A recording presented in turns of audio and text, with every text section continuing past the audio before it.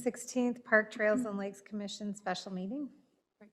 A regular meeting, I'm sorry. All right, can we do a roll call? Chair Steenblock, Here. Commissioner Miller, Commissioner Gary, Here. Commissioner Ramseth, Here. Commissioner Steenblock, Here. Commissioner Geyer, Here. Commissioner Moorhead. Here. All right, next is the approval of the agenda for this evening. Do we have approval? Second. We have a motion and a second. Do we have any discussion? Hearing no discussion, all in favor? Aye. Opposed? And I suppose I abstained. All right. Next on the agenda is the open forum. Jamie, I don't see anybody here, but did you get any? We did not receive any submissions for open forum, and we do not have anybody present tonight. All right. Well, then we will move on to the regular agenda, 5A, which is the park event permit application for June 19th. Great, so just 1 second. Okay, so I have the agenda packet up here, and we'll walk through this first item with you. This is a park event permit application for a short wedding ceremony. It's actually this Saturday, from 1:30 to 5:30, and most of this is really just the setup and takedown. The ceremony is going to be a very short ceremony. This application or request to use the gazebo came in during the middle of the COVID-19 pandemic, and as restrictions lifted, this group was able to invite, a larger group to their party. So that is why we are seeing this now as we transition out. It is a very straightforward event, just again, a wedding, basically setting up some chairs, a couple of quick songs and a short ceremony, and then they will be out of there. So with that being said, just seeking Parks, Trails, and Lakes Commission approval for this park event permit application for this Saturday, June 19th at Lakeside Memorial Park gazebo. Make a motion to approve. Second. All right, so we have a motion and a second. Do we have any discussion? Things, are they gonna have alcohol there? No, they are not. Okay, and secondly, 150 people, they're gonna fit in there? They're going to just use some of the grass space in front of the gazebo as well for seating, Okay, and that will be it. okay, no other problem. Any other questions or discussion? Hearing no questions or discussion, all in favor? Aye. Opposed? All right, motion carries. So now we move on to the park alcohol consumption permit application. So Chair and members of the Parks, Trails, and Lakes Commission, next on the agenda before you is a park alcohol consumption permit application. This is for Fenway Park for a graduation party. And this form here just indicates that the date and the time of their field reservation, and I also included some of our guidelines for alcohol consumption. This does require approval from Parks, Trails, and Lakes Commission and the police chief police. And I did talk to our city attorney, and they also approved that it is okay to allow this or consider this permit application for the park alcohol consumption. This is not something new to the city. It's just something that we haven't seen come forward in quite some time, but it is all something that has been applied in the past. With that being said, again, it's at Fenway Park. They're reserving the field number 5. It's a baseball player graduation, so they'd like to have some time to play on the field and play a pickup game. So with that being said, if there's any questions, otherwise looking for approval of this permit application. If desired, you can approve with any restrictions. Examples could include of what is being consumed, location within the park, if it's just within their defined area for their graduation party. It's a smaller gathering. You know how graduation parties, people come and go, so it's not going to be a large event by any means. It's just a gathering and playing some pickup baseball. So with that, I'll turn it over for any questions, otherwise seeking approval. Amy, who is responsible for ensuring that minors are not consuming on city property? That would be the party reserve, or renting the field and running the party would be responsible for that. When the Commissioner- Lions tried to do it a long time, they had to have wristbands, and everybody had to have wristbands so that they knew they were old enough to consume. So my second question, has the athletic association been told about the time and the place and that they're okay with nothing else happening? So that who's responsible for the field afterwards to pick up all those kinds of things? Yep, the date has been cleared. That was our first step, was clearing the date and the time and getting that reserved. We did consult with the Forest Lake Area Athletic Association first and confirm they do not have any other scheduled activities. That is when we then set this date with this group interested. And I'm not familiar with the event you're referring to, if it was like a larger event or what that was, where they, if they decided to do the wristbands, so they knew from their liability standpoint. It was at Lakeside Park, and the city determined that they had to have it within a contained area, and they had to have wristbands. So that, I think it is something that we're opening the door, and I know Men's League out there, or a certain Men's League had wanted to use and have some alcohol, and I don't know if they were okayed. So when we make this kind of a deal, we have to make sure it's all encompassing for other activities as well. Yeah, and the only thing that I have referenced in the past is I have seen previous park event alcohol consumption permits at Fenway Fields for the adult leagues. I have seen those in the records from previous years. I'm not familiar with the wristband piece, but I think if that was the city required or not, but I guess it's up to you guys what your determination would be, if you want them to be required to do that or leave it up to them to be responsible, the responsible party for. I guess I have just a little bit of a concern simply because number one, field number 5 is, a nice baseball field. And there's been a lot of money spent on making sure it's a good ball field. I don't know that a graduation party with drinking is really a conducive use for having that field. Without being able to designate who's drinking, who's not drinking, I don't know, it doesn't feel real good, just because of the potential of things that could happen to that field, and then who's gonna be responsible for that? You pull their permit, but so what? The event's over with, and now you got a field that's got problems. Jamie, if the field is damaged, we have the information on, if it's damaged to the point where it costs the city a substantial amount of money to make repairs to that. If the individuals did not pony up to pay for that, we have their information. Would we be able to assess property taxes or assess the liability against them and turn it over for revenue recapture or other debt collection if worse came to worse? Yeah, I think there's certainly, we do have their contact information. I've been in communication with this group for, a couple weeks now. I think there would certainly be opportunities to go down that road if city public property is damaged from their use of it. I think that, I can't speak on behalf of them, but it sounds like mostly the high schools, the graduate and family would be playing a pickup game. So I don't know that, if you want to designate like the wristbands, that's not a bad idea if that's something you guys would feel more comfortable with, so that it's clear to the party and whatnot. But Well, and I guess that, this could be kind of a precedent-setting event, and so I want to make sure it's done right, so that we don't get stuck in a jam, next year. But I think the wristbands are at least an attempt, to specify who can consume and who can't. And like I said, I don't know, baseball and beer is probably good for town ball, but I don't know if you've got a graduation party, what's the skill level of the kids, and, it just doesn't feel real good. yeah, I guess my only comment is that I know we've had adult leagues out there, and when they're reserving or use the fields, they were able to have alcohol consumption as well at Fenway Fields.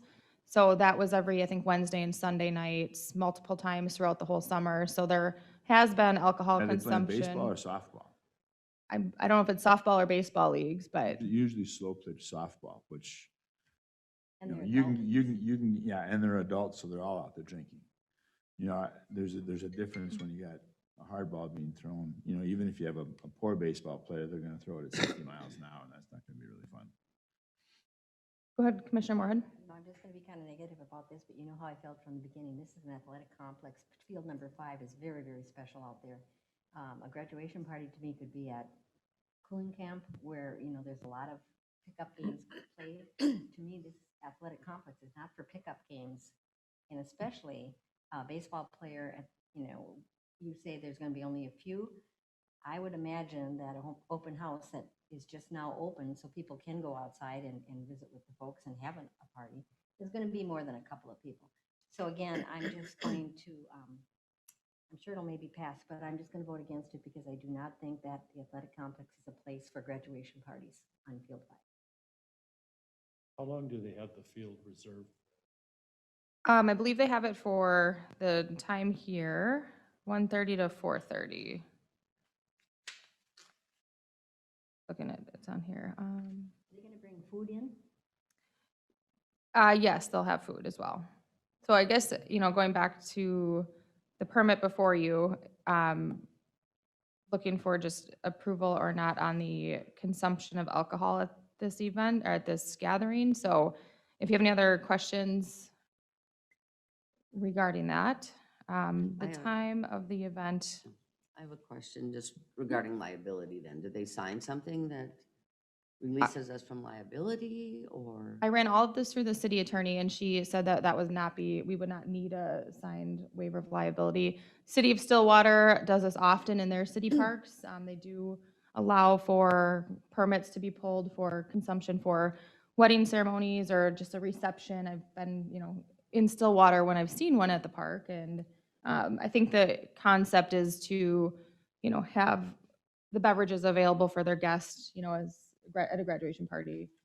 And so she, our city attorney, referenced other communities that do this often and did not require us to provide a liability waiver. But that was discussed with our city attorney. And what happens if somebody leaves this event and has a crash? Who's liable? That would be, I mean, it wouldn't be on city property, and just per our city attorney, a waiver of liability was not required from the city. So even if they're drinking on city property, they're not, the city doesn't get involved? You would if you were As in a far home. as I because know, we're not it's not, I mean, I they say, 'cause could, if I Providing have the a party in my alcohol. house, you come over, drink, and then drive, and then have a crash, I'm liable. Typically, it's because you provided the alcohol. The city is not providing the alcohol. But if you have a multiple injury where you're maybe paralyzed for life, they're gonna go after everybody who's got Correct. money. Doesn't matter what it is. They could go after the city because they were on a city road when they had that accident. Yep. Correct.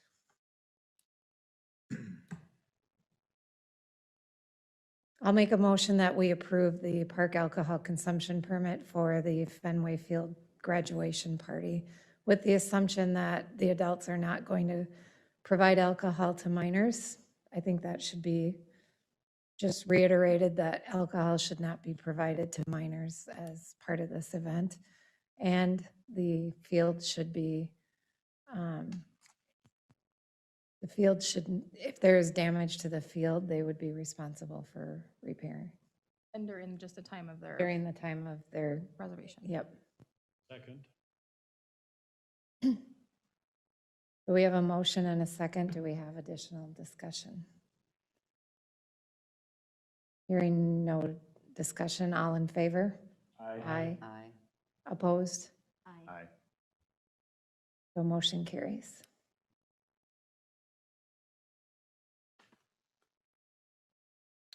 Okay, so that was 5. So now we are on 5C, park event permit application for August 22nd.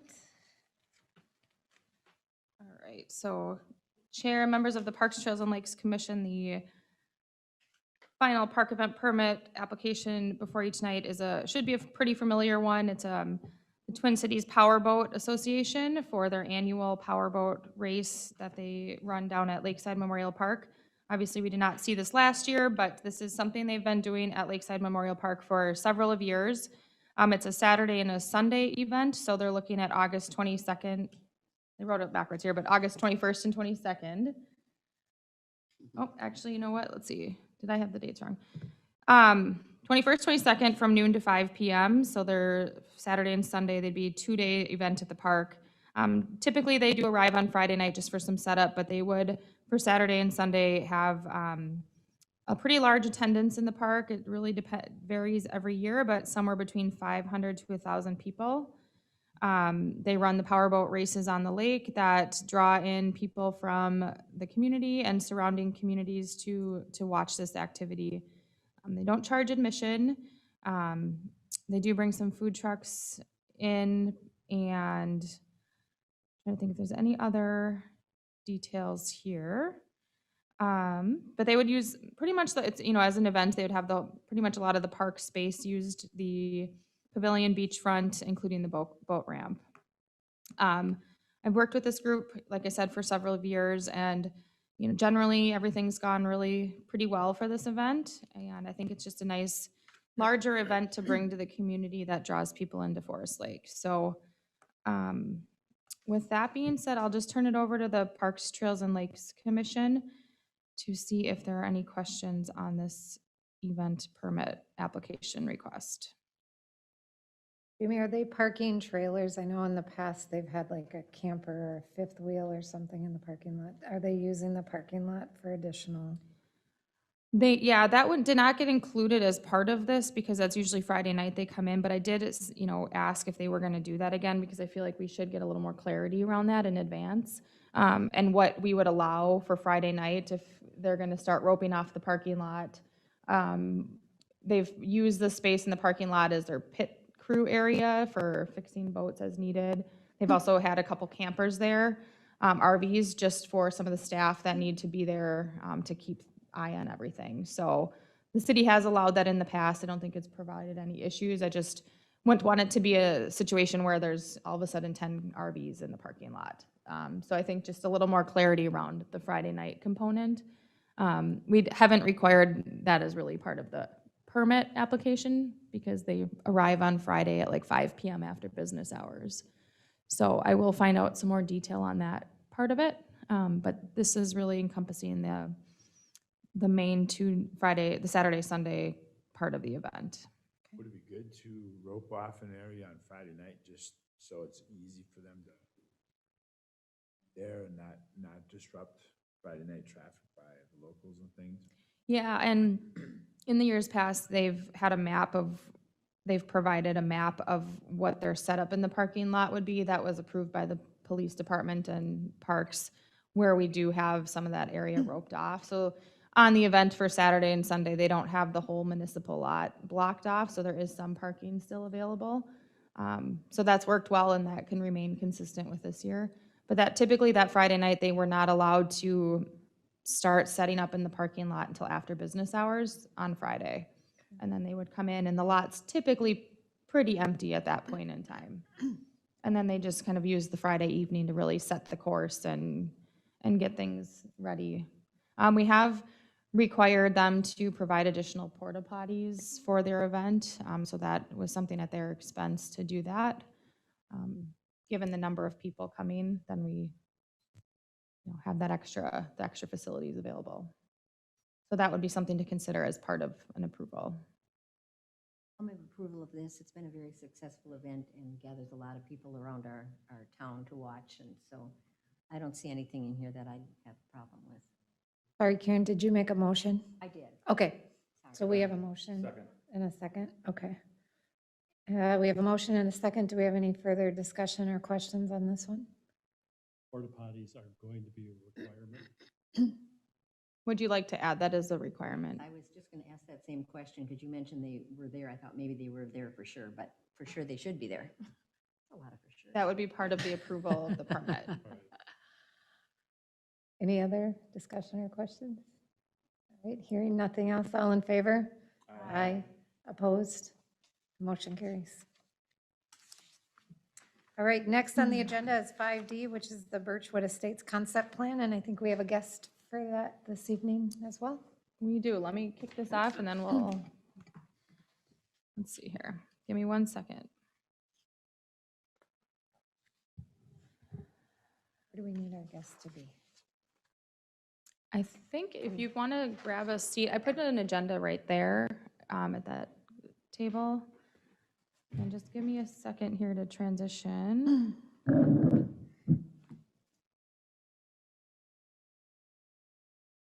Okay, so I will put this back up on my screen here so everyone can see this again. I apologize, transitioning back to all of this. Okay. All right, so Chair and members of the Parks, Trails, and Lakes Commission, we have John Anderson here tonight, working on the Birchwood Estates Concept Plan. I'll just tee this up here really quick. As this one might look familiar to you, we briefly discussed this at our last meeting. This is the new project right off of 202nd Street. And with this, we had briefly provided direction to consider some parkland in the northern portion of this property as part of the development. Based on the Parks, Trails, and Lakes Commission feedback, we did move a step forward in this and received an updated concept plan, or received a concept plan from this developer. So that is included here tonight. I'm just going to rescale this so we can see it a little bit better. Let's get to a size that works for everybody. Okay, let me know when you guys can see this here. Okay, so this is kind of a snapshot, and I'll start here, and then I'll zoom back out. But if you guys can recall, in our last meeting, we did discuss having some parkland. So pictured here in the northern portion is, give or take, 1.3 acres of parkland that has been incorporated into this project. Additionally, this red line here would indicate bituminous trail. So that would be part of this project as well, which provides some really good connectivity. And it extends this trail along 202nd Street North. And then the blue here depicted are the sidewalks as part of the plan. And so right now, for the most part, it looks like sidewalks on one side of the street. So with that being said, I will turn it over to John to see if he wants to talk through this, or if you have anything that I'm missing or want to go over with the Parks, Trails, and Lakes Commission. But ultimately tonight, I'm looking for the Donovan Administrator Hart is looking to provide some feedback from the Parks Commission to move this forward to the Planning Commission and see if this is an acceptable to the Parks, Trails, and Lakes Commission to meet the park requirements.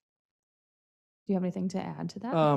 Yeah. And thank you so for being here. The Planning Commission has already reviewed this last Wednesday. Okay. So it won't go back to the Planning Commission that Okay. I'm aware of. So we have been discussing this over the last month or two with Donovan Hart there in planning. And we came up with a concept plan. There's been a few tweaks to it since the beginning. And this is a layout that we brought to the Planning Commission for review. One of the items that Donovan brought up is having a park up in that kind of northeast part of this property. We threw that in there. We used to have, I think it was 4 lots in that location. And he said he wanted it on the boundary so you could add property to it when the property to the north would develop. So you can enlarge the park at that time when that road would go. The one question I had is, he mentioned there's multiple parks going to be looked at in this area. I know, just a little bit of background, Eternity Homes LLC is the applicant, and I work for them or represent them. They've built quite a few homes in the Hawthorne Heights neighborhood, which is directly west of this. They've been building in Chestnut Creek over the last few years. And I know Chestnut Creek has an additional phase that someday may happen. They've been waiting for that phase to happen the last couple of years because they're basically out of lots. And since that hasn't been going forward, they said, let's just buy this and develop the site ourselves. And that's why we're here, because he wants more lots in this area. Pat Flynn, the owner, actually lives in Forest Lake, to be honest with you. So he's a resident of the community here. But as we got talking about this area and where we were, Donovan mentioned they're looking at another park in Chestnut Creek. They're looking at a park to the east of this and a park to the west of this in the south side of 202nd. Now, I don't know if that's the case, but my question is, when I look at the comprehensive plan map that was just recently approved with the 2040 update, it does show a park in this area kind of northeast of here, south of Chestnut Creek, but not all these other parks that are being discussed. So I just want to understand, is the philosophy changed on where these parks are supposed to be? And why was that, or what was the reasoning, I guess? I mean, the layout here works. You know, there might be a few tweaks or shifts of the road, but for the most part, that could work. But I want to make sure there's not like these little parks all over the place just for random parks, I guess. I don't know what the reasoning is, so yes. Yeah, I don't have an answer to that question, but I have another question for you. Okay. Why, so where the park is located presently is kind of central. Why could it not be over the very northeast corner? That way you could tie into the next piece of ground that would go east, or the next piece of ground that would go. That's where Donovan suggested it. I did suggest the northeast corner because you could tie into all three of those properties Correct. with And additional that way land. each development could do this, and you'd have you could end up with a 3-acre park then. Correct. So the thought process I think that Donovan was looking at was there's a small wetland there, which, limits some of the usable area.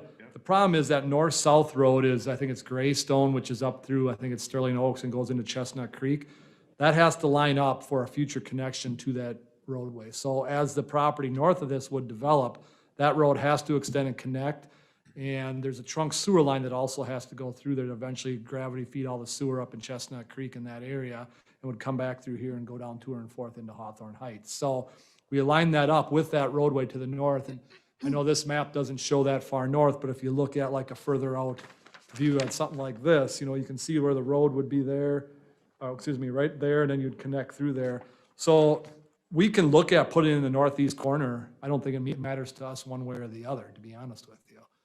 That was just what Donovan suggested, so that's why we put it there. So, What's the, Problem is that wetland. what's that? Would the problem not be the wetland to move it? What, what do you mean the There's problem? wetland identified here Yes? on both sides of the corners. And so you're looking, is he looking at this corner? Are you looking at this corner? where number 10 and 11 is? That- It's on 11 and 12, actually, lots Right, 11 and and 12. I don't know how big that wetland is, it just says wetland. Yeah, I don't have the exact acreage either. I'm guessing it's around, those lots are roughly 15,000 square feet, so I'd guess it's probably 14,000 square feet that wetland is.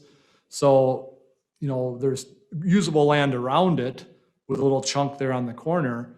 And if you added property from the north, northeast, and east, you could, like you said, get maybe 3-acre park there someday. And, the one thing we have to do is stub a road to the east and stub one to the north.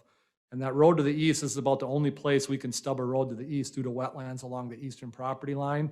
And we did look at that cul-de-sac down in the southeast corner and stubbing that, but there's a very nice house there in the neighboring property, which if you stub that road there, if that road ever extended, that house would have to be removed. And that's probably one of the houses you may end up saving and building that on its own lot, 'cause it's a nice enough house that you wouldn't necessarily tear that down. So that's why there's a cul-de-sac there. So that road to the east does stub. It does allow for future development up there or park addition either way. But, I'm fine if the park was on the northeast versus the northwest. It doesn't matter to me on that corner.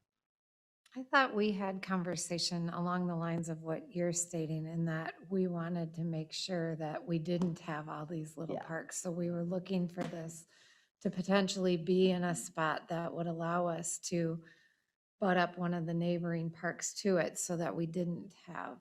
And Yeah, and I agree with that. And the reason I kind of was questioning that, because right away when I look at the map, there was no park in this general vicinity on the long-term plan. It was more east-northeast, south of Chestnut Creek there. But I do know there is discussion that there's a park going to be in Chestnut Creek now as well, as a possibility up on the north side of it in that second phase. I don't know if that's been finalized or not, but do we know what Donovan's logic was behind? Because like I said, I thought at our last meeting, we had talked about trying to maximize. No, I guess I'd communicated somewhere in that northern portion of the property so that we could, when the northern development expands or that develops out, we could acquire a little more parkland there. So that was my communication, somewhere where it makes sense on that northern, where we could butt it up to another opportunity to gain parkland. So didn't go any more specific to that northeast corner where you're now talking about. What's the I acreage? think, I guess one more quick comment, and just from the conversations, I think that potentially that the northern property is more likely to develop out sooner. So able to acquire that hopefully sooner than later. But, I think we could, consider that northeast corner if we Yeah. think that might make more sense, if it's And- not a difficult modification at this point. No, in the it's just basically process. flipping the lots in the park is all you Mm. do. And then, just so you know, the northern property is owned by the same seller of this 40 acres. So that we've had discussions about if this goes well in a couple of years, continuing on. I know the property to the northeast has also been for sale. I don't know if it currently is right now, but that has been actively for sale over the last few years here and there as well. I can't speak for the property to the east, but I do know there has been interest in those two to the north and northeast there. As far as that acreage of that, I believe those lots are 15,000 square feet minimum. So there's 3 of them there, so that would be 45,000 square feet, so just over an acre in size. So it's not quite the 1.3 on the west side, but we have talked about, there's some wetland things we're working through right now on some designs. So the odds are we are gonna lose a couple of these lots when we get through, grading and all that. But there was talk about shifting that road, the north-south road, just west a little bit, because there's that wetland on the southeast corner of that intersection on 14 and 15, that it's kind of a farmed wetland right now. It's actively a field, that there may be some exemptions there, but we try to save as much as that as possible. Well, to get a lot on the corner, we may shift that road 20, 30 feet just to, help out on that lot with the spacing from that existing wetland, even though it's a farmed wetland, which would also mean that road on the north would shift, which would add more space to that northeast corner. It won't be a ton, but it would be, 4,000 or 5,000 square feet, something like that. So, but yeah, if we're fine flipping that one way or the other. And I guess my ultimate concern was, we don't want to see a park every quarter acre. Right. And No. the funny thing is, I was just at a meeting in Prior Lake on Monday, and they're having the same issue right now. They have 58 parks for their city, where the neighboring Savage, which has more population, only has 23. And they're actually looking at decommissioning like 7 or 8 parks for that very reason. They literally had one every development, and they didn't centrally locate them, and now they can't maintain them from a cost standpoint. So they're trying to, plan better for the future on that park stuff. And I guess that's what I was thinking, because, if you took that whole quadrant, so you'd have your, the very southeast of the north part, you take the very southwest of the northeast part, and then the very west part of that east lot, you could end up with a 3 or 4 acre Correct. park, which would be nice to service every, Yeah. Yeah. that whole area. And the south part, on our property, and then on the property of the east is farmland. So you'd have some open space where you could put a few, playground or whatever it ends up being, where you have some wooded areas in the north side. Now, I don't know what you do in the wooded area, but, there's maybe a little spot you could do something like a picnic shelter in the trees or something like that, but kind of gives you a variety as well. So, yeah. Go ahead, Commissioner just- Moorhead. I'm not concerned. I can see reasoning in that. I'm just looking at no wetlands in the area that he's suggesting and wetlands everywhere else. So I just don't want to lose any property because we can't use it because of wetlands. I'd rather get the full use of the land, but if that can, I don't know what it is, and how big. It might be a little wetland, might be a huge wetland. Well, that's why I was trying to figure out what's the acreage less the wetland? Yeah. What would that be? well- Because we wouldn't account for in the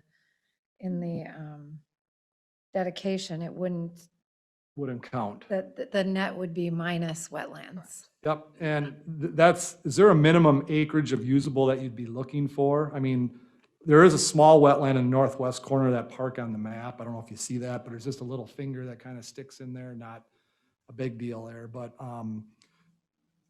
our thought was, could you give us an acreage and maybe we can shift that road west just enough to get to what you want for an acreage, because it would give you some more usable there, because that is farmland. And the highest point of the whole site is just south of that intersection, so there is some nice land up there from an elevation standpoint. So, I agree that a park, we don't want a lot of them. We started out in the beginning with that, at least when I was on. We wanted to make sure that every development had some sort of a entertainment or park. And we've switched from that now, which is good. But I think I'd rather have a park over in this area in Chestnut, whatever it is, if they ever do expand or anything. I've never heard of putting a park over there. So I don't know what was in the original development. I've had discussions with the developer since Eternity Homes is building in there, and with Donovan, and there's been talk from both of them about adding a park on But the no north approval. side. But no approval. There's no approval on it. I don't know. They haven't moved forward, so we finally made that decision to stay in Forest Lake and build. We have to buy our own site and develop it because there's no lots. We do own, I think, one lot left in there, and we got the last lot on 204th Street in Hawthorne Heights. We just bought that at the same time as this, and we're actually going to build a house here, which will be kind of our model center until we get this going. But there really isn't no lots left to buy in Forest Lake, so we're trying to create our own at this point. So we're actively building south of here in Blaine, Lionel Lakes, Hugo, those areas. So having Forest Lake is a nice transition from being able to sell back and forth between the communities. So. Any other commissioner thoughts, comments at this time? I guess my comment is, we do have a lot of parks that we need to keep doing upkeep on. And if we add another park, it's more upkeep. So then we're behind the 8 ball again on repairing or fixing parks. The land, it isn't saying that we have to put anything on it right now if we get the land for the park.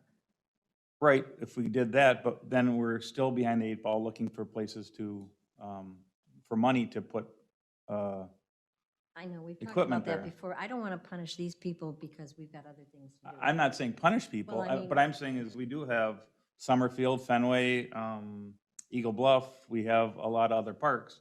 And if we left the bituminous path, I mean, they could walk to it or bike ride, or, I mean, we do have some really nice parks, so. A little transparency, my family lives over there and she does daycare. She has to walk a mile to get to any kind of park. And she made that mention, yeah, there are parks. If you can take the time and the effort and the amount of time it takes to get to the park, they're not close for walking or biking necessarily. What is the south one that we don't have anything in? Southview. Southview, and Bridle Pass is quite a ways up. Oh, Summerfield, Fenway, and Eagle Bluff. When I'm not thinking where it is. But to me, when I've been in that area and talked to her, I don't think we're overdoing that area of the park. But then I would look at Chestnut Creek and decipher at that time, is that one pretty close? Because that would be, I think, closer than the other ones we're talking about. I thought. I think we've talked in the past about, and correct me if I'm wrong, but I think we've talked in the past about maybe an acre and a half, and then the development that comes in next to it being an acre and a half to get us to like that 3-acre kind of size for a park. So I don't know if there's a way to adjust this at all, and again, really think about when that neighboring one comes in, how can we add to that so we don't have multiple? And depending upon what that wetland is like, size-wise, what would that, could we get some additional information? What, with the size of the wetland, what would we be looking at for acreage under 10, 11, 12 if we took out the wetland? Yeah, so those lots are a little over 45,000, together, so just a little over an acre, which is, an acre is 43,560. I'm guessing that lot is 14,000 square feet. So if you took that off, we'd be in that, 30 to 32,000 range, somewhere in that ballpark, probably 32. So that'd be what, roughly 2/3, 3/4 of an acre. So that's why I said we could probably shift that roadway over and make that work. Because it doesn't have to be straight Okay. south of that. Okay. It can curve as that property develops to the north. Because we're already looking at that for that southeast corner, do them wetlands down there and how to work with that as we make our final decision. And shifting that roadway, one way might pick you up enough. And you mentioned 3 properties at an acre and a half. There's actually 4 properties on that corner. If you took an acre and a half of all of them, that'd be 6 total acres. So, maybe you don't need quite an acre and a half, maybe, because we had 1.3 roughly on the other Yep. side. That might be all you need to get what you 1.3 need. is close to 1.5, Yeah, right? but How close is the Chestnut Creek? How close does it get to that northeast corner of this park property? the southeast corner of the future phase of Chestnut Creek is about 650 feet to our northeast corner away. So not Oh, very it's gonna far. be that close. Yeah. Well, so then, yeah, this would be good then to service even the Chestnut Creek development for a park. Yeah. When Chestnut Creek Mhm. got in, did they pay us or did they give us money? Or We give us took a money? cash payment for that one. So I think the conversations that are surfacing a little bit about considering parkland for that development is because I don't think, excuse me, they don't have a park nearby. So I think if, if we move forward with this and if we make that modification to acquire some land now, but know that as the other properties develop out, where our goal is to acquire additional land and cash with each of those, that could then meet that need and eliminate that need at the Chestnut Creek second development, which then, when that comes in, is a cash payment to help fund improvements at this location, because it would be servicing both developments essentially. And to go back to your initial question of, the 2040 comp plan and the vision, I think that was put together a few years ago now. And I think we had to start somewhere of putting some dots on the map of where we thought there were needs. And I think it's a moving target a little bit of when we have opportunities that come up where we can acquire some land. A little bit of a shift too with the Parks Commission really looking at funding. So we've taken a lot of cash payments throughout the last couple of years as developments have come in to have some funds to make improvements. But we are looking at more of that, some land, acquiring some land and cash for future development. So there's been a little shift in how we're looking at, assessing the need. And I know Hawthorne Heights really doesn't have, to Commissioner Moorhead, there really isn't a walkable or a nearby park to get to. We used to have Southview, but it's a very difficult parkland with access. It's right in between two residential homes and a narrow path back to it. So we took the old equipment out and haven't replaced it just because we're getting feedback that it's not really a great place for a park. So I think that this parkland in this general area, which we talked about last month of considering this, would also service, the Hawthorne Heights. There's some good connectivity. And that was why for this particular project, the Parks Commission was interested in some parkland. We also, according to Donovan's memo, will expect some cash here as well, Yeah, right? I Because think- it says expected to yield. Yeah, the land won't satisfy all the requirements, so the Right. balance would be cash too. There you go. Land and a little cash. We're both happy. So I hope does that help clarify? And I mean, Yeah. I think we're going to keep modifying as we go with opportunities that come up, today. because I don't think, No, and we've all right. talked a lot about, we don't want 40 parks. Well, that It has was- to be strategic in nature. We know there's the need over by Chestnut Creek. I feel like the commission's identified a need in this general area and have really liked, just of recent, looking at some land and cash, if we can utilize multiple developments to acquire 3 to 4 acre parkland when it's all Yeah. said and done. Does that make sense? No, that does, and that was my concern, is it wasn't necessarily Mm. the park being here, it was, Donovan kind of mentioned one in Chestnut Creek, one here, one to the east of us, one to the south and 202nd. I'm like, that's 4 parks in like a half mile, No. 3/4 mile stretch. I'm like, why, that doesn't make Unless he's sense. building. We Yeah. agree. And I just wanted to make sure that, if we're gonna centrally locate it, we don't need all these other parks. And I That was think, my thought. yeah, and I think that each park has a little bit of a different use, like Fenway Fields and Fenway Athletic Complex, and we have a park there and a playground, but that's, we got more ball fields and different use than just, there is one small playground there and pickleball courts, and they all have like a little bit different of a use. So, but I think we're big picture as we move forward, analyzing where we're accepting land and cash, and making sure that the neighborhoods and the residential density is considered, if there's a need for the parkland. Okay. With a focus on accessibility and getting people to access the parks. Yeah, and you just mentioned accessibility, the trail, right now on 202nd, there is a trail on the south side of Hawthorne Heights that stubs at our property line. So we Right. were gonna extend that across like it shows, and then our 2 cul-de-sacs would have a connection into them just from an access standpoint. And we were already talking about putting that trail in and connecting into which will be called Greystone Avenue or whatever. Mhm. Before we even had the park discussion, that was kind of already a conversation point. And then as the park got in, like, well, that'll work out good because the trail, connect right into where that park is. So if somebody's coming, say, from 204th Street in Hawthorne Heights, they could jump on that trail and walk right to the park, or they could walk the sidewalks on the street and get there in an easy way. So that kind of worked out really well. And obviously, if it flips to the other side, that trail still stubs in right where that, park would be on the other side. And so I guess my question is, do you guys make a recommendation then on exactly where this is tonight? Is that the steps that we go through, or? Yes, the Parks, Trails, and Lakes Commission's advisory committee, so they recommend to city council regarding the parkland dedication requirements. So that would be the action tonight, is to recommend on behalf of the Parks, Trails, and Lakes Commission to council. Okay.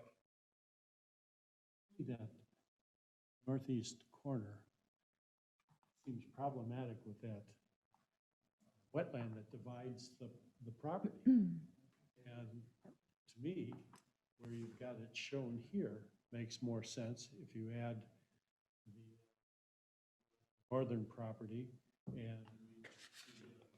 approximately 2.5. Is that a motion, Doug? Let's see, call that a motion. Okay. Second. So we have a motion and a second. So the motion was, I didn't. that was- Where, keep it where it's Keep it where it's recommended at. Okay. with the hope or expectation that the next development is added on to that so we can expand and not create multiple little. So that would mean those two properties to the east would not be able to dedicate land then towards that park, because they wouldn't be adjacent to it anymore. Just the northern property.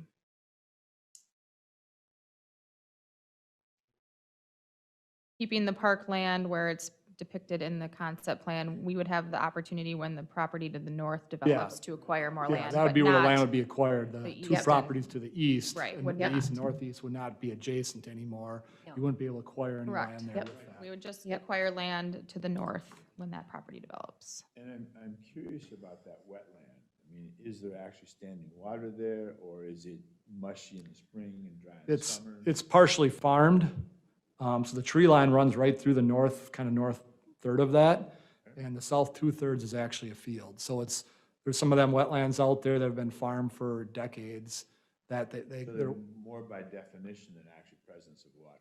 correct by definition than presence. Now, obviously in a big rain in the spring, you might get some water there, but right now they're dry. Obviously it's been dry for the last, few weeks or whatever, so. And that's likely why the original recommendation was where it is. You're not dealing with wetlands. Right. So, But I guess I'm just thinking a person could actually, I mean, if it became, or if it was a wetland of some sort, you Fargo or something like that, and, if you end up with 4 acres, now you have a pretty decent sized playground. Now you have a wetland area that, you could pond or, whatever. yeah, and I think to that point too, and just kind of going over this again, if the Parks, Trails, and Lakes Commission's vision in the end of this is to have like a 3.5, 4 acre park, you could obtain the rest of that parkland in the northern development as part of that requirement. We do have a little portion of the wetlands in this current plan for the give or take 1.3 acres, so we could use that little portion of the wetlands for any kind of educational purposes.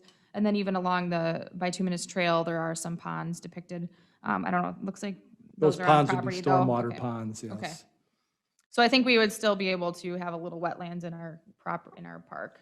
The- But the I on- guess I'm thinking that, if that became a big project, you could actually have like a Belts Park sort of development there with lots of activity, lots of accessibility, and park. Yeah, and I think with this, we know we have a motion on the table and Yeah, finish I the was just gonna say discussion. we have a But motion I on think the you table. could, if you wanted the 4 acres, you could get that in the next development when that one to the north, and you don't have to wait for those other 2 developments to get your big park. It's this property, the northern property, and then you would have that, whatever acreage that it is that you desire, so. The last point I want to make is when you look at our property and you talk wetlands, you're not taking into account potential wetlands to the property to the north either. If you look at, I don't know if you can read them on there, but there's elevation listed there. The highest point is 952. That's directly north of that wetland in the northeast corner. That's all high and dry in that corner for the most part. There are lower points over north of where the park is shown on this map. And I know there's some wetland areas in those trees. I don't know the exact boundaries because we haven't delineated that because it's not part of our deal. But I do know there's some lower areas over there. So you may have usable land on ours, but have unusable land there. So you got to think about that too, as, you might add land, but it might end up being wetland on that side versus the other side where we know we have a nice high piece of land there. So you can see there's kind of like a little hill in there. It's long and narrow at 952 elevation. And the elevation on the other side is down to like almost a 942, so 10 feet lower. So That would give us the opportunity at that time then to make the determination of, do we take the cash then in lieu of it? Or do we put a little in the park somewhere? I mean, that to me is more of a kind of cross that bridge when the time comes Well, we have a scenario. motion on the table now on Yes. this one, this idea. Correct. Can you remind us the motion? To accept, Move that we accept the proposal as submitted with the park plan, the 1.3 acres situated in the north central portion of the and you did, He was she was just just, reiterating it. Oh, okay, Yes. thank you. so motion and a second, all in favor? Aye. Opposed? All right, motion carries. Jamie, on this one too, can we have Donovan give us the dollar amount we're gonna get in cash? Because typically when we see these, we see the park, we see the split between the acreage and then the cash payment too, so it would be nice to have that for next month. So does this go to council or what does this do then? I believe it goes to city council for final adoption of the, Do they do Plan. that before we do preliminary plat then, or? I believe there should be I'll follow up with Donovan tomorrow. I feel like there's still one more step after this with, Okay, because I know final plat. we're working, as we're doing the plan, we've already talked about the roads we're tweaking a little bit. Okay, So that's what I'm worried about. We haven't graded this out yet, so we have a general idea that's gonna be the park, but there might be slight adjustments. You know, I Sure. don't think it'll affect the overall what you're looking for, but it might, you know, shift just one way or the other. yeah, and we can follow up with Donovan tomorrow on that next step, but they're, preparing for the final plat. Well, once you have the final, it'll go to city council then. Okay. All Sounds right. good. Thank you. Thank you for your Thank you time. for joining us. All right, next on the agenda is Castlewood Golf Course Clubhouse and Maintenance. All right, so Chair and members of the Parks, Trails, and Lakes Commission, this is our discussion portion of the meeting. So tonight, just discussing the Castlewood Golf Course Clubhouse and maintenance as indicated. So first, just with the Castlewood Clubhouse, as you're aware, the city did purchase a facility to put up at Castlewood Golf Course, and we want to bring this back to the Parks, Trails, and Lakes Commission to re-engage that conversation. This was during the global pandemic, and just want to start again here, fresh of conversation with the Parks, Trails, and Lakes Commission to gauge your interest in the concept of having a clubhouse at Castlewood Golf Course. So tonight, just really looking for feedback. Are you interested or not in a clubhouse? And just talk a little bit about some of the reasons if you are, from a programmatic standpoint of what would that offer in addition to, just serving as the clubhouse for the golf course. So really just want to, again, bring this to you guys as a starting point for that conversation again, and looking to get your feedback if you guys are interested in the clubhouse and start that conversation tonight. My first question would be, who pays for it? I don't have any of the financial component. It's more of the concept and part of our vision and planning. Tonight I don't think we need to talk about the funding. I don't have the funding source, if it's parks or what that will be. I know that the building was purchased by the city, and we have that building available to construct at the clubhouse, at the golf course.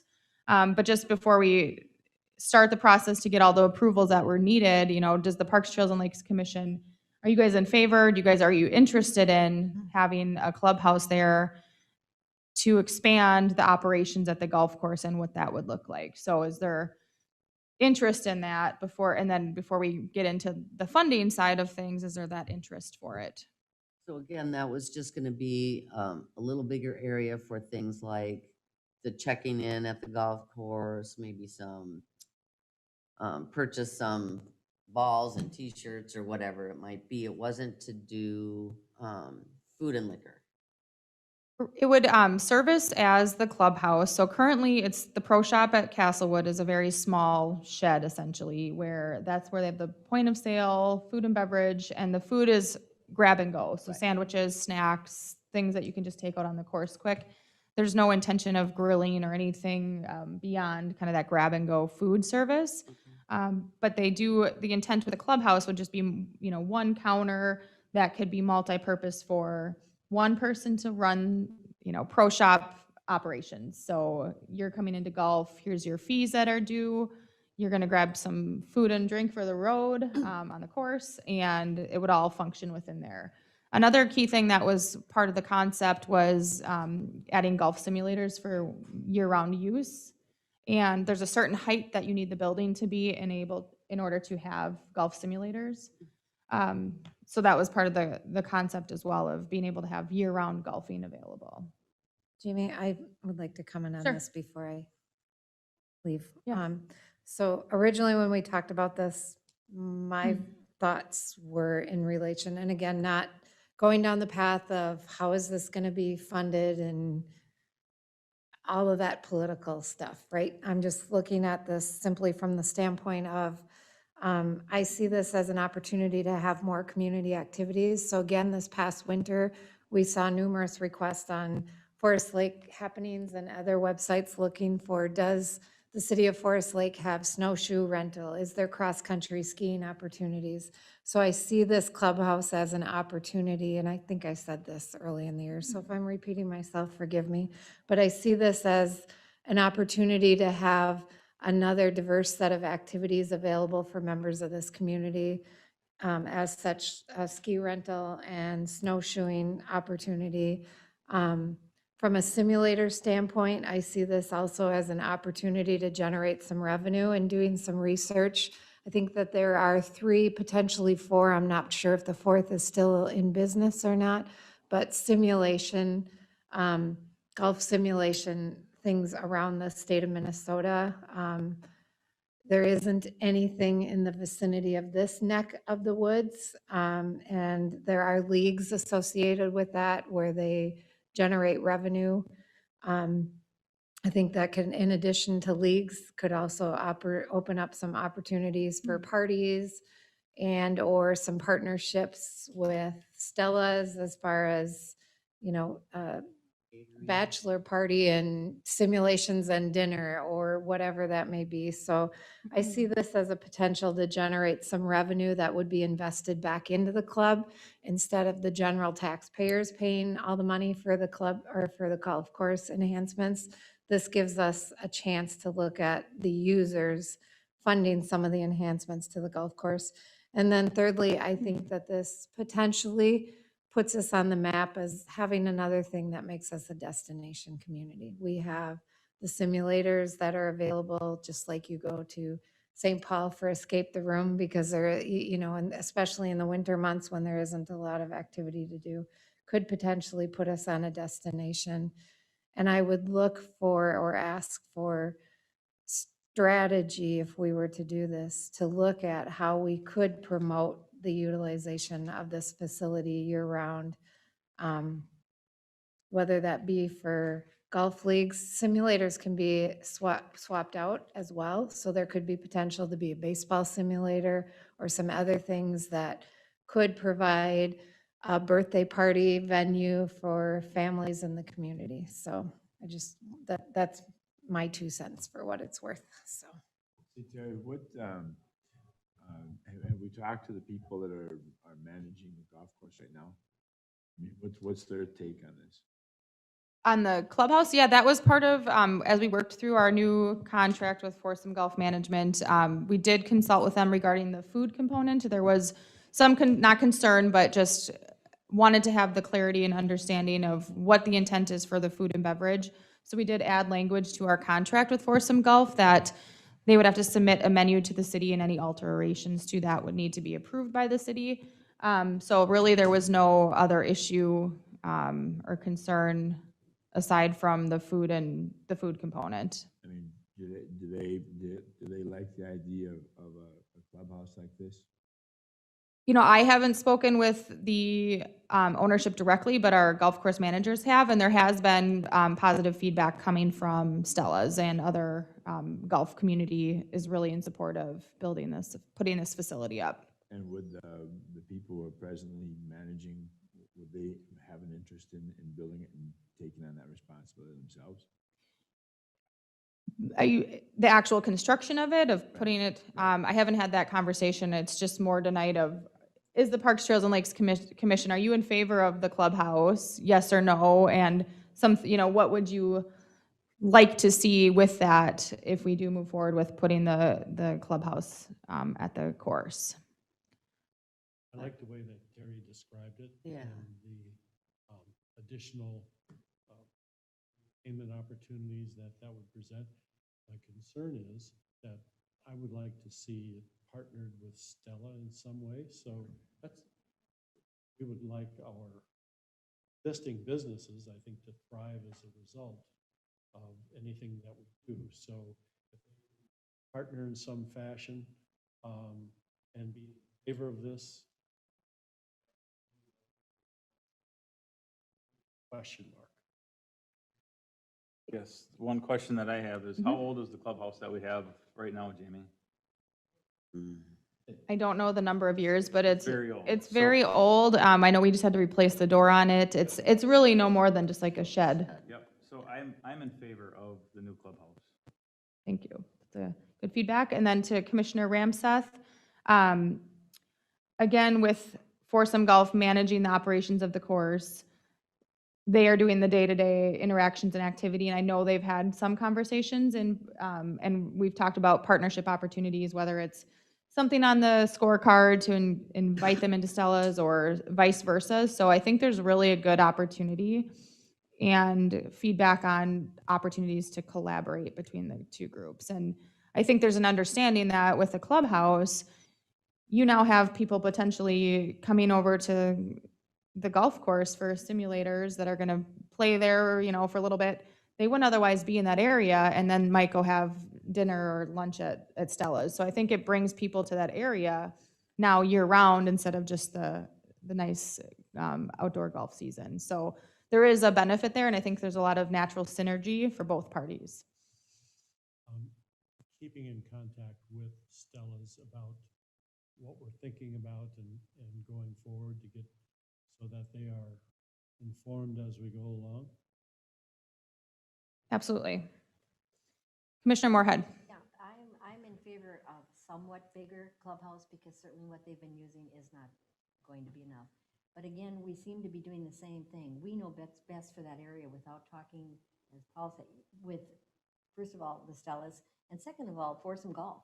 I mean, we're talking like this is going to be a grand thing, but have we talked to the actual people that are there and getting their approval, and certainly some sort of an agreement between those two so we don't ever have those kind of conversations and fights again would be Sure. imperative. And then someone keeps saying we're not going to look at the money right now, but holy moly, I don't want money to go into a clubhouse that could go into one of our parks or going. Right. And so it would be a city project to me, more than a park board project for building. And you said we bought the building. Where's I think so. I mean, again, I don't know the ins and outs of the The money history has- of it. It's a start fresh tonight, but a couple comments.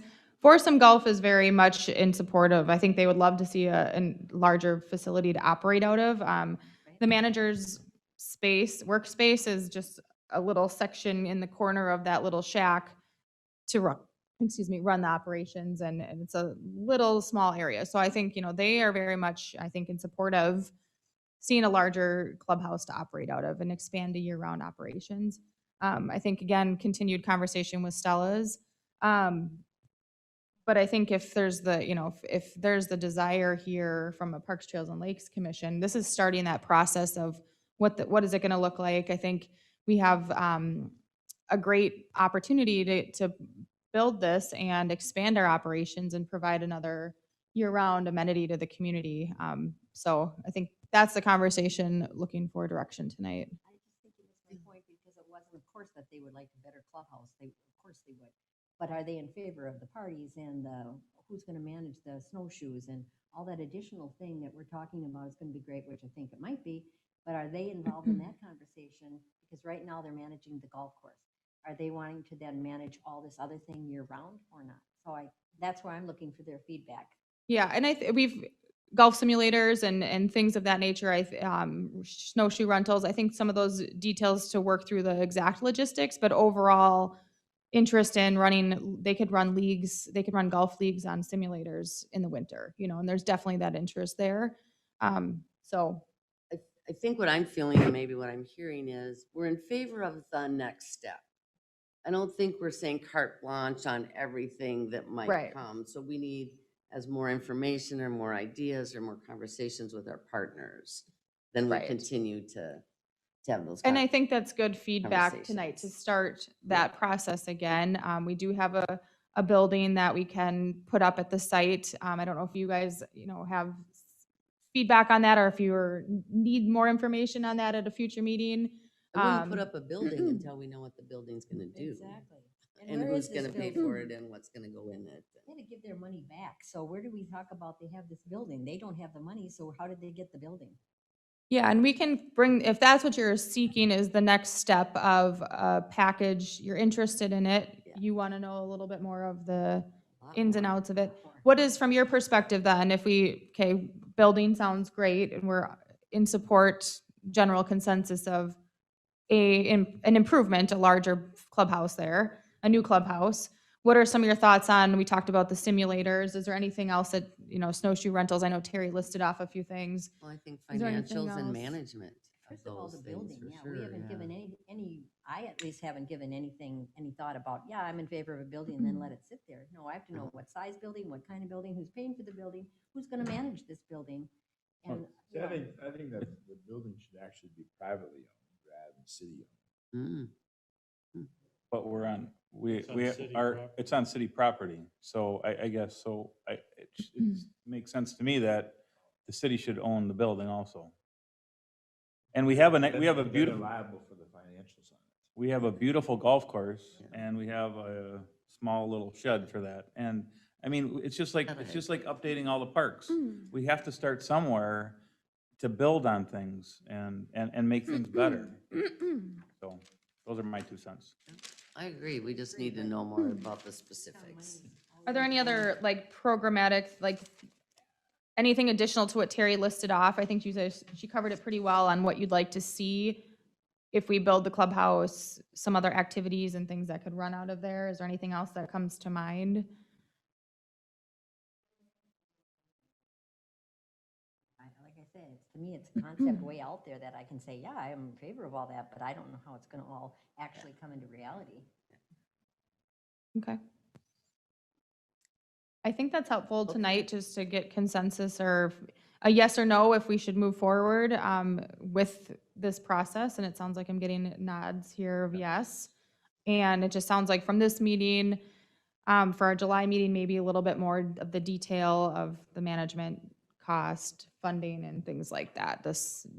That would be an appropriate next step. I had a call from one of the taxpayers today. When are we gonna take that awful orange tape and fix the hole or whatever it is? I don't go out there that often, so I don't know what they were talking about, but evidently the orange tape is still around the area where it was gonna be, and that they dug some kind of thing that's never been fixed. And so this person thought, what's the city doing about fixing that up? And I think that is a great point, and I think that's why we're bringing this back to the table here now, so we can start the conversation of where do we go from here, and that's, a space ready to go for a clubhouse, and what are our next steps to getting there, and what does that look like? So that is, coming here tonight, because that is still there. We have a foundation built, we have things set up for a clubhouse, we kind of put the brakes on, and that's fine, but now where do we go from here, and what do we do from here? So moving forward is a good step. And I can appreciate you might want a little more of the detail, which we'll work through, and then I can get that to the July meeting. But you didn't want to go down that road if there wasn't the interest, but it sounds like we do have the interest and would recommend that we look into a clubhouse. Is that right? It's kind of right. Yes. It's- Yes. Yeah, it's kind of right, but it's. You're almost interested in a clubhouse, of some sort for something. Yeah.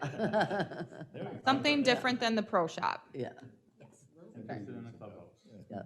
Understood that there are many details to flush out, but we all agree that we would like a new clubhouse at Castlewood to some degree. Yeah. Okay. And with that, just briefly also, I did add just a maintenance discussion as well. I know a couple things have come through with some concerns of current course conditions over the last month. Administrator Casey and I did tour the golf course a couple weeks ago.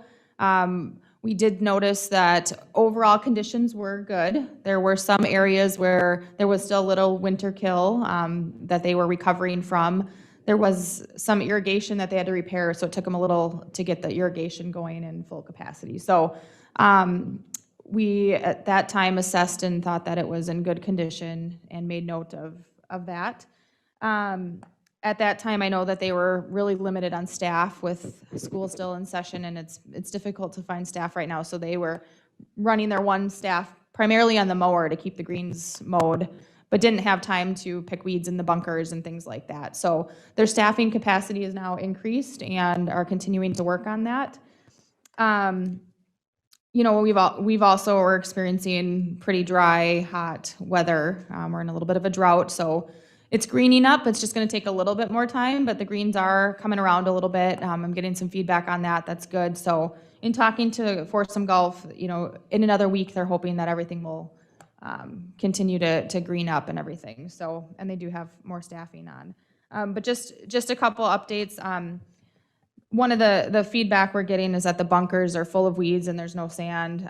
That's something that's been needing repair for several years, and the city is working on getting those bunkers repaired for this season, so they're working on that right now. So that's just a maintenance item that city's going to be looking into improving, which will be a really nice improvement to the course. Additionally, Public Works did help with the cart paths recently. They tilled up the cart paths and flattened them out a little bit. So now when it rains, they're not washed out every time. So that's been really a nice simple improvement for the course participants.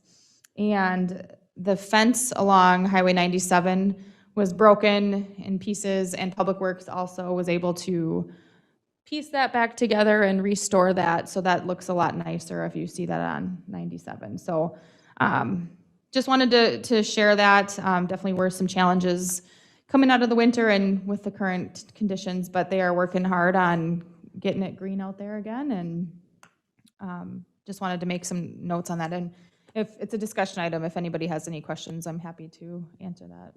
Is money for fixing the bunkers and all that, is that out of our park, of our city park budget, or is that the city budget?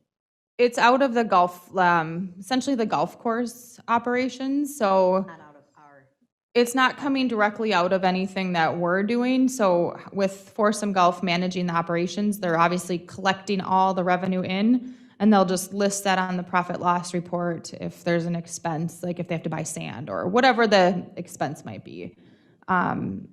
Some of the general labor from the city is not, you know, it's just part of what they do. You know, they go and do things in the community to make improvements. So does that make sense? Okay. Any other questions or comments on the Castlewood Clubhouse or maintenance? Ready to move on to snowmobile-friendly community? All right, so this is, I don't have any documents prepared. This is a brief discussion tonight. Just to kind of give you guys an update, we did have a couple meetings ago, members from the snowmobile community present to the Parks, Trails, and Lakes Commission. And I've been in communication with them. We're really interested in us becoming an official snowmobile-friendly community designation and receiving that title. So we have looked into what that would entail, and it's a lot. It's a lot of, it'd be a very lengthy process, a couple years with multiple departments. It's not just a park and recreation activity. Through our research, there's only one, maybe two communities in the whole state of Minnesota that have gone through this whole really detailed process to become a snowmobile-friendly community by official title. So you have to apply, meet all these specific requirements, submit an application, and there's a lot that goes into that. So for tonight, I'm interested to know, I think that there's still a lot, I don't know that it's feasible for us with the resources we have to take on that extensive of a project right now, but I think there's a lot that we can do in Forest Lake to still be more friendly to the snowmobile community. It might not mean we're receiving this, you know, designation that we're a snowmobile-friendly community, but I think there's still things we can look at, like improved signage or our city code to see if there's anything that would make it more friendly to the community, or a nice map for the snowmobile community so they can see access points. So I think that's a good starting point for the city, and to still work with this group to identify 3 to 5 ways we can still be more user-friendly for the snowmobilers. Maybe it's designating some parking out here and access to the trail. You know, I think there's a lot that we could do. So for tonight, I just want to see what your feedback is on, I can pull up the list of the requirements in just a minute here, but it is pretty extensive across multiple departments, and would be to receive the designation, probably a 2-year process with everything that needs to be accomplished. So I think a more obtainable goal for us for even this winter is forming a small committee to continue working on this and start looking at what can we do now to just be more inviting to the community. So just want to have a discussion on it before we start down that path of, the snowmobile friendly community process. And I think just given the resources we have, I mean, it's myself primarily that it would take a lot of time to do that. Jamie, didn't we have, was it about a year or a year and a half ago, we had a group in here that was kind of doing some stuff already? And it sounded like they're doing a great job. Yeah, we could have them back. Yeah. See what they're doing now. Are you referring just to the group that recently presented that? Yeah. Right, they do, yes, they do quite a bit in the community, but I think, to receive the snowmobile friendly community designation, let me just pull this up here, just to kind of show you. Oops, 1 second. A little rusty on the in person. So just as an example, these are some of the requirements. We would have to groom, the city would have to be grooming trails. We would have to provide connections for the community. Snow removal was one of the big things that I thought might be a challenge for us to guarantee that we have city staff to remove snow on trails. And that's required to be an official snowmobile friendly community. I think we can do some of this, but I think to really get every single thing done off the list, and I think this is just a portion of it. I just don't know from a resource standpoint if we'll be able to accomplish all of these, but I think we can at least start with some of them and go from there. So just wanted to get some feedback, and I know that we talked about forming a small committee to work directly with, like Commissioner Steenblock said, there are a couple advocates for this that have presented to us a couple of times. So how do we continue moving this forward in a positive way to work with them? Maybe our ultimate goal right now for this year is not obtaining this designation, because that is going to be a lengthy process across multiple departments, but what is our next step in this process? Is it forming a small committee and just starting to dig into this more of what's obtainable? What are some goals for this winter? I mean, is there anything we can do by this winter that is more inviting to the snowmobilers? Just kind of thinking about this as you were talking, if we're looking to improve the golf course, we've got power boats. If our general concept is to become kind of a destination city, add this as kind of a focus, because, while this is an extensive list at the same time, it does give you, okay, point.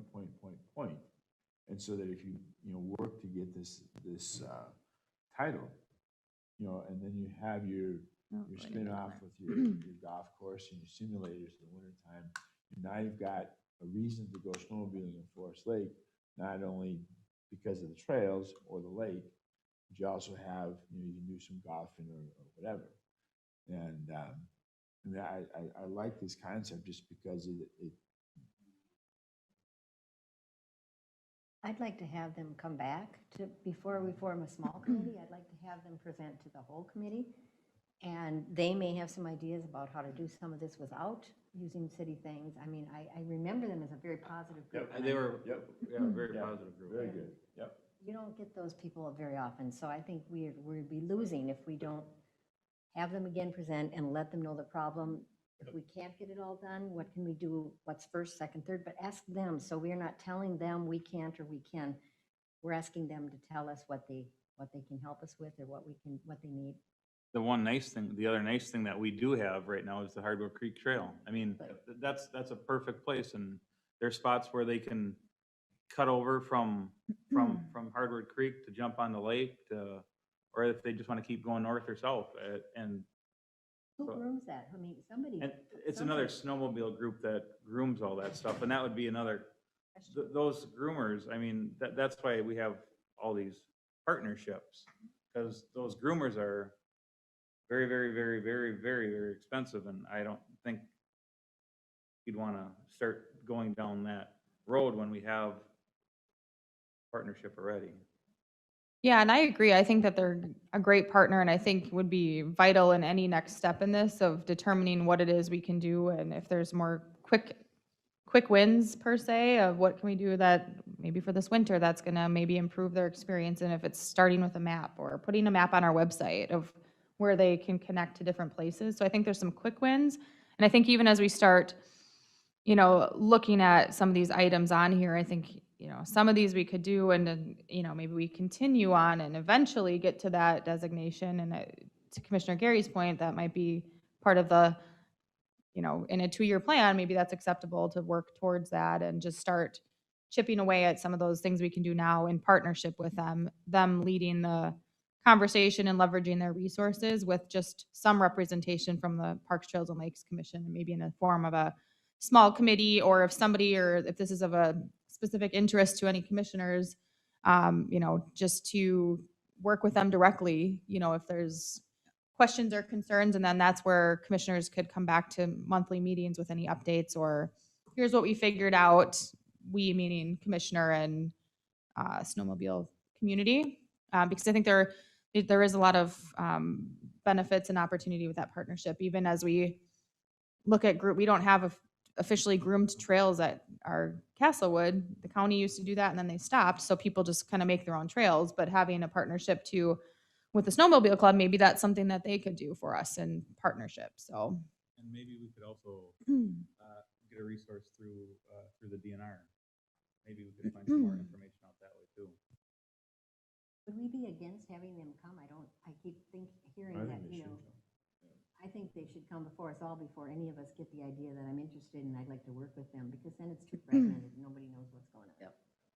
and I know they're interested in coming back. I know they wanted action for us to make a motion to say we want to be a designated snowmobile friendly community, but I don't know, and for discussion tonight, and I felt more comfortable doing a discussion first because that is a big ask with given all the resource components and variables. So I don't know that we're ready to take action to say we're going to become a snowmobile friendly community, but I think there's a lot that we can do in partnership.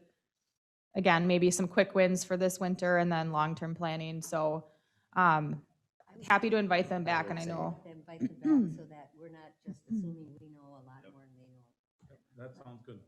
So I'll have them back for the July meeting. I think that it's important to continue, and again, why it's here tonight is because I think there's some things we can look at for this coming winter season, as much as I don't want to think about winter right now, but I think there's things that we could look at coming up here. So I'll invite them back to July with a focus on maybe not becoming, with that designation in their mind for, if that's their expectation right now, we might get there, but it's with that understanding, it's going to be a process to do so. And What are their primary concerns or things that we could address?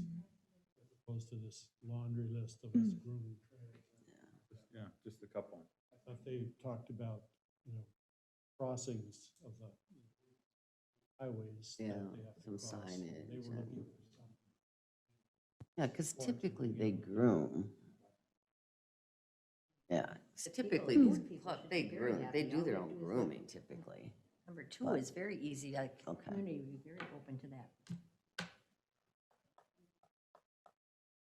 all right, any other thoughts or comments on this discussion tonight? I'll invite them back to July and we'll kind of break that list down and see where we can go from here. And if, not for tonight, but if anyone is interested in this particular group or wants to work with the snowmobile group, you can just send me an email as we move forward, and then we can form a little committee to work with them too.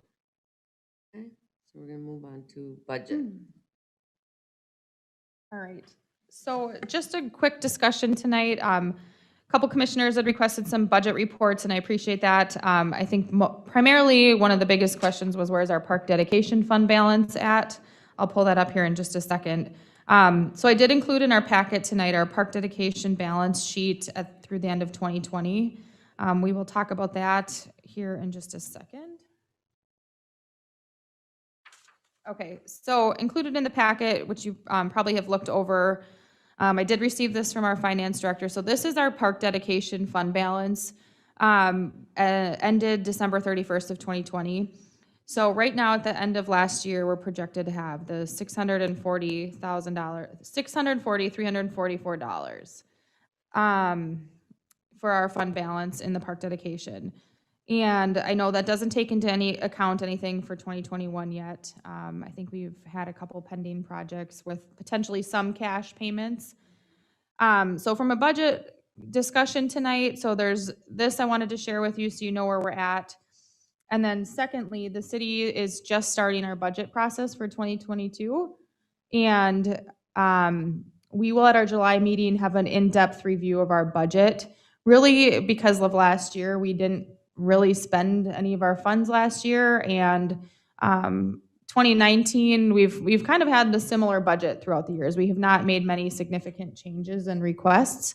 I know some might be not as familiar with that, so I'll get a budget sent out to commissioners to start looking at. And at our next meeting, we'll kind of dive into our budget in a little more of a detail so that we can leave our next meeting with a recommended budget for 2022 for parks programs. But generally speaking, our budgets, we fund the parks programs and activities, so the spring fling and the arts in the park. That's a big portion of our budget. There's also a park maintenance budget that our public works director primarily oversees that with his public works staff doing the maintenance at the park. There's funding in that account as well for when things break at the park or we need to improve something. So I guess tonight, if for discussion, if there's any questions on our fund balance for park dedication, and secondly, if there's any initial thoughts that come to your mind to look at as I'm preparing for the July meeting for budget requests. I would just maybe mention one thing. So I've heard, I think, 2 other things we're bringing to July, and budget seems to take a lot, and it should take a lot of our time. I don't know if we want to hold the snowmobile conversation off till August if we're going to really hit budget hard in July. I know the other one, the Looking at my calendar Clubhouse, quick. we might need more information in July in order to impact budget, but so just a thought on meeting management, maybe, if nothing else. Yeah, no, that's a great point. And just looking at my calendar here too, if the budget would warrant, like if you guys, to your point, would prefer a short budget workshop for parks where it's just the only item and it's just a workshop where we aren't in a formal meeting setting of, in a regular meeting, we could just call a short workshop just for the budget. Yeah. Does everyone think that? That's better if we're more dedicated to the one item. Okay, if that works for everybody, I can get some times out. It would likely be just a Wednesday. I'm just looking here. There's a Wednesday, July 14th is the week prior to our regular scheduled meeting. I think that allows enough time for after the holiday and just to prepare for that meeting. I'll throw that out as a tentative date and I can follow up with commissioners, but unless we want to pick a potentially different date if there's other conflicts, but we'll figure out a date that works. So we'll plan a budget workshop mid-July, and then we'll keep for our next meeting, which would be Wednesday, July 21st at 5 p.m. will be our regular agenda with the Snowmobile community and the Clubhouse as 2 of our main components. One question I have, just kind of being around Forest Lake and seeing different things, I did notice over by Everton, there was some garages that went up, some rental garages. And my thought was, I don't remember ever seeing a park dedication for that. Probably on all one plot? Or was it No. separate? No, it's like rental garages. It's rental garages, so Mini it's storage. mini storage. So what I'm curious about is if we should be able to get some park funds through that. Mini storage has no children. Unless they. Can we change our? But see if we could To address something. address something like that. because Good point. that's also potential funds for parks, lakes, and trails. Mhm. Those get rented out, so that was my thought on that, so. I think that's a good time to look at that, because as part of the budget process, we have to look at what we anticipate we may receive in park dedication fees in 2022 as part of that. So we have to try to project that revenue. Can we make those changes, or does that have to be approved by the city council, or how we collect funds, or? That would have to go, that's a substantial change, likely to our city code potentially, or for sure our fee schedule, or a combination of the both, that it would need council approval, but it would start here to recommend and figure out what's the challenge and what's the change, and you guys would recommend that to city council. So it would have to go there, but you guys can identify what it is you recommend we look at. So I think it's good to take a look at. I Sure. really appreciate you coming, with the park dedication funds, but looking back again, and I'm not a numbers person, so I need all the help in the world to do this, but we used to get a report every month on the city budget, what we've got left, what maintenance, you were talking about, some comes out of the maintenance for us, some from the city. It's a very complex thing, but if they could have it in rows, in a spreadsheet of some sort, so that we know exactly what our budget is from the city, because when you said the spring fling and the city was doing it, I thought the city was doing it. I didn't know that was coming out of any part of that was coming out of our budget, but maybe it is. But this is the kind of thing Sure. I need help with understanding at the meetings, so that, Just a high level of what our budget, like 2021 approved budget, 2021 year to date. right, And did it provide detail of all the components in between? Because we did provide in the past a budget report. We are operating a new system right now, so I don't have it for tonight, but I can certainly start bringing those budget reports again. We implemented a new software program during the last year, so I haven't really dug into it extensively, but I can get a budget report, and that's not a problem, and put that on as a regular agenda item.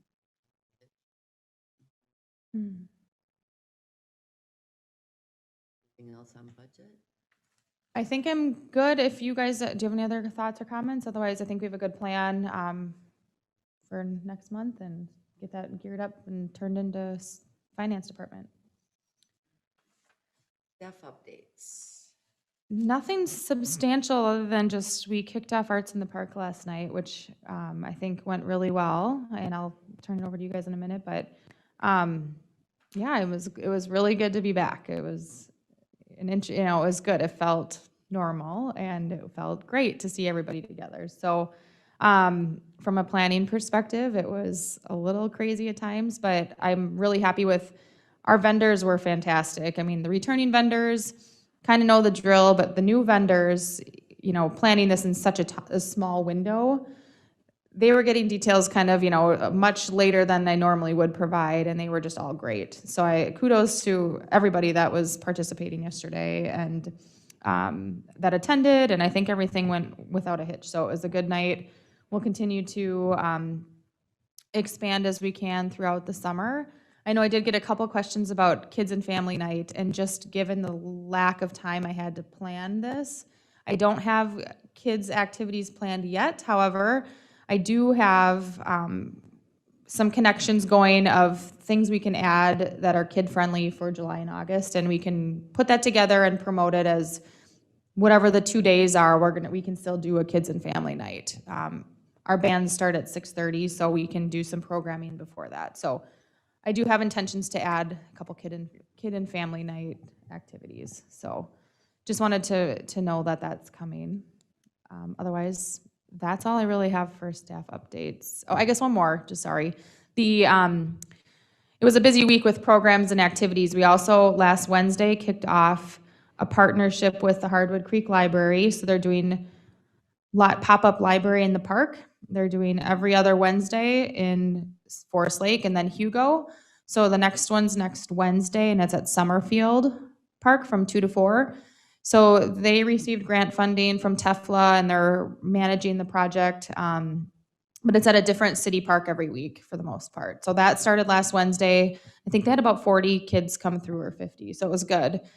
And we also started, in partnership with the Forest Lake area schools, our activities in the park. That started last week.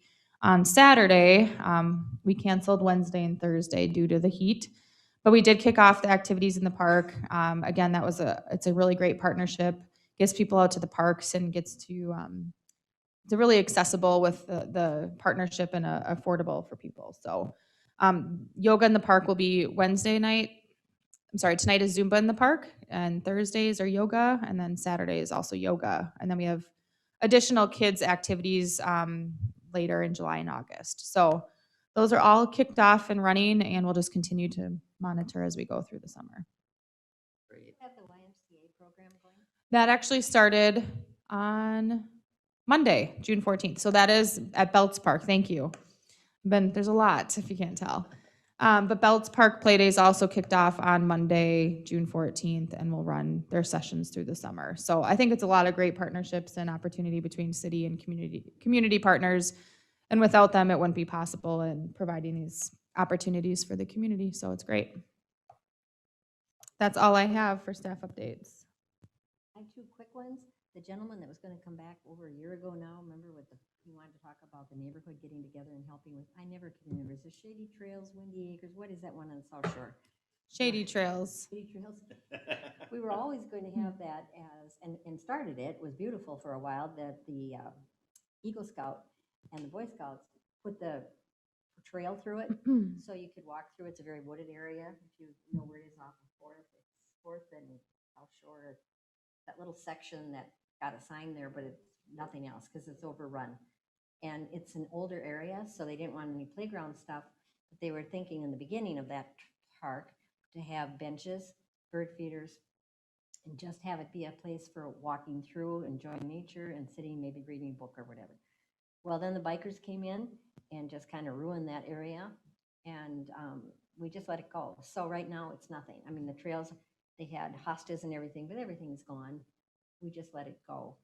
And it wouldn't take much. The gentleman that lives right behind there has wanted to come and talk to us about getting together some neighborhood. What could he do to help, or could he get more volunteer like the scouts or something to put that back together, so it wouldn't be a lot of expense, but it would be cleaning it up, so at least it would be something rather than a park sign sitting there. Then this Mark that I know from church, he lives right next to one of the North Shore parks. And he's wondering what's going to be done with those because there's nothing there. And we've all been out there and looked in what, I said, Mark, you're right a neighbor. Can you tell us anything you'd like? He's, well, of course, I like it quiet. But he said, there's a sign at one of them, but not even a sign at the other one. And so, again, he was concerned, is there anything that, if you've got ideas, come forward. But right now, there's no parking. And so I didn't have any great ideas. I thought we were going to put benches. I don't know if we did. Or a bench? I don't think we have anything there. And also on our July meeting, I think I'd emailed out, our city engineer is going to be attending that to talk about those two parks at North Shore parks over in that area. Sorry. They're going to be at that meeting to talk about some potential wetland or storm water management components. So I think let's get through that meeting. I made a note of that, but then we'll see what comes of that meeting and then see if we can get something there. But one of the properties without the sign is we had a very difficult, it's hard to see. It's pretty much wooded. It's a completely wooded property. So to do anything with it we'd have to do some work. But the other one, we certainly can get a bench or table there. Yeah, he agreed with the other one not being anything. Then there was person who turned in a request for a vendor, and I handed it. Is it Maddie, her name? Your assistant there for the Yes. She really is dynamite. She's just a great help, I'm sure, down there. And she Yes. seems to be real excited about doing that. Yes. So I did. handed her something that was supposed to go to you as far as a new vendor. I'm sure she's got it. Yep. She's managing. She's got all of that. So. Okay. So then the other question was from vendors walking around the park. Who do you allow in? Who don't you allow in? I said, I'm kind of mixed up on that again because it's been a while. Sure. I didn't know about nonprofits. I didn't know if you had to actually sell something or have something for sale or do something. If it's just you maybe have a presentation on something. I'm kind of mixed up. So if we could get Yep, I can send you the handbook that they all get that talks about vendor selection and, you know, criteria and selection process and everything. They all get a handbook that we've kind of had the same for a few years now, that they review and it talks about that in there. So So if someone new wanted to come in, they would use that booklet to find out if they would qualify or that not? that should have everything in there. You know, priority goes to returning vendors in good standing, true artisans that are making the handmade crafts and projects, farmers market, primarily vendors selling something on site that people can go and shop and have a good experience, not so much the setting up a booth to market your business where you're not selling anything, it's just more information. That would be more like an expo. People, you know, we are happy to look at other ways to engage those kind of requests, but they aren't really a vendor selling a product that somebody could go buy a necklace or, you know, So if they would jam have a or anything else, presentation of so. something, if they would put on a presentation of something or do something extra, not just sit in a booth, that would be an excellent thing. But if they could add anything, that would be covered in this book. It should all be in there. I'm happy to get you a copy of it. That'd be great. But yeah, we've had it within Parks Commission, just if there's any questions out of like, does this fit the market for the people coming? You know, we have a process to review applications and say yes or no. We don't want too many jewelry vendors, for example. So we look at the quantity of vendors we get for a certain category. So there's a lot that goes into it of just, it's a process more than just hitting approved, so that we offer a really good event for the community with a variety of products throughout the market, so. And I'm sorry, I went, so I mean, I have these other things. That's One fine. more, the last one, that tree that the Lindberghs had planted for their mother like 3 years ago, it's died 3 times. The park ranger that was there said, oh, I know exactly where that tree is. So they're considering maybe not having that, maybe there's something wrong with the soil. Maybe they could move that somewhere. So then the discussion came up with Maddie, would that be possible to get a new location for that? And also, are we gonna have a list of if I want a bench, if I want a tree, if I want this, if I want that, what it would cost the families? And I think we talked about that once, but I don't know that we have one. So the first, to answer your first question quickly here, we can just talk to Public Works, and that would be up to them if they want to relocate the tree. And then secondly, yes, we would love to have a tree or bench donation program when we can get to getting that established and up and running. Again, it's, you know, I'm the only person in the department. I have Maddie here for the summer to help out. So it is on that list of many things to get done. A tree, I think is like $300. We can start there, but there's a lot more that goes into it. It's what kind of tree, where are we gonna place it? Do we decide? Do they decide? You know, there's a lot more than just, can I buy a tree? You know, so there's collaboration with Public Works and all of the process around it. So it's just as soon as I can get to that.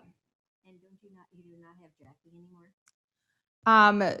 Temporarily not, but Maddie's been helping with some of the work that is needed for the summer right now.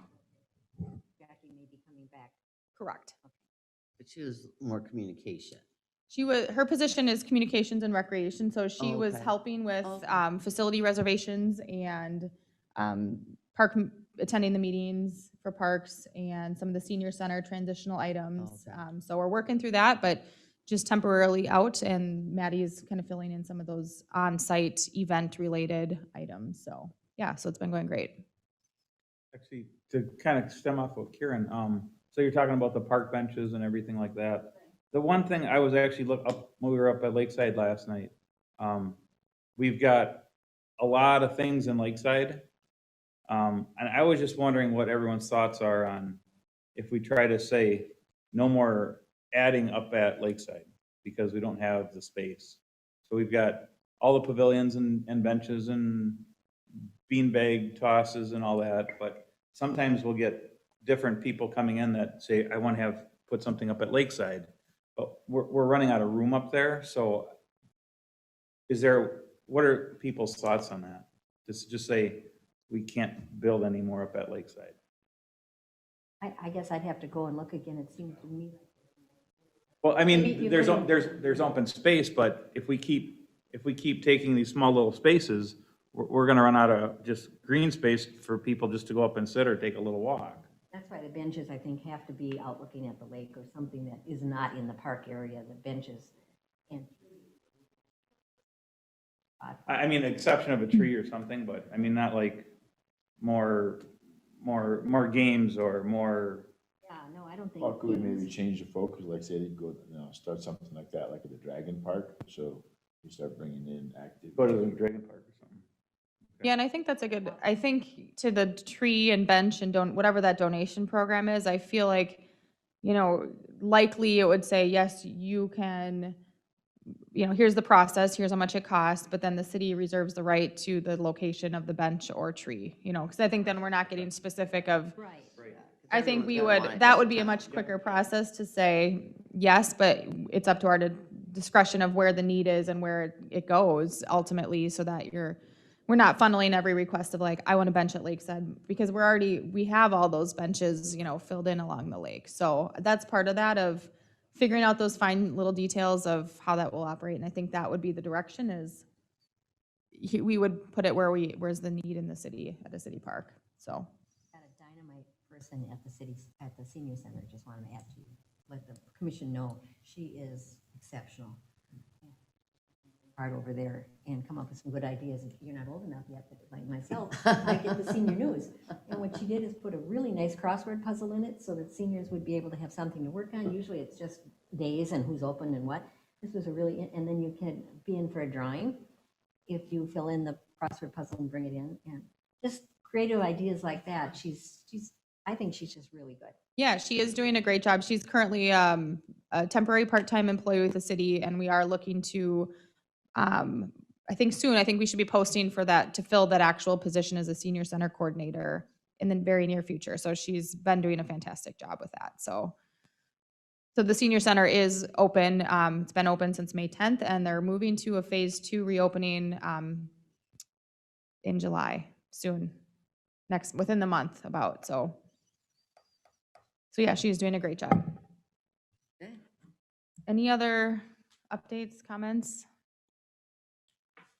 Welcome back in person. We were the first in-person meeting since about March of 2020, so. Wow, we're special. Yeah. So thank you for your flexibility throughout the COVID-19 pandemic and remote meetings, and it was an interesting time, but we are back. So you guys are officially the first ones back to test the waters, so. Well, thanks for getting all of our meetings Yes. together on Zoom, Yes. Jamie. No problem. That's a chore. Sure.